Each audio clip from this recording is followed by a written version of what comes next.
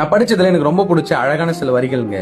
என்ன அப்படின்னு பார்த்தோம் அப்படின்னா, அனைத்து இருக்கைகளும் காலியாக இருக்கும் போது மட்டும்தான் ஒரே குழப்பம், எங்கு அமர்வது என்று, நெரிசலில் கிடைத்தால் போதும் என்ற மனப்பக்குவம் அப்படின்னு சொல்லக்கூடிய இந்த வரிகள் ரொம்பவும் அழகா இருந்துச்சு அப்படின்னு தாங்க சொல்லுவோம். நம்மள நிறைய பேர் பார்த்தோம்னா பஸ்ல டிராவல் பண்ணிருப்போம். அப்போ பார்த்தோம்னா ஒரு நாள் பஸ் காலியா இருந்துச்சு அப்படின்னா நமக்கு எந்த சீட்ல உட்காரதுன்னே நமக்கு தெரியாது, ஒரே குழப்பமா இருக்கும். ஸோ இந்த சீட்ல உட்காரலாமா, அங்க உட்காரலாமா, இங்க உட்காந்தா காத்து வருமா, அங்க உட்காந்தா கால் வைக்கிறதுக்கு கீழே கம்பி இருக்குமா, அப்படி இப்படின்னு பயங்கரமான குழப்பத்துல ஏதோ ஒரு சீட்ல போய் உட்காருவோம். அதே அந்த சீட்டு கரெக்டான சீட்டா அப்படின்னு கேட்டோம் அப்படின்னா இருக்காது. ஸோ உட்காந்த பிறகு கொஞ்ச நேரம் கழிச்சு பேசாம அந்த சீட்ல உட்காந்து இருக்கலாம் போலயே, தப்பா இந்த சீட்ல உட்காந்துட்டுமே அப்படின்னு நம்ம யோசிப்போம்.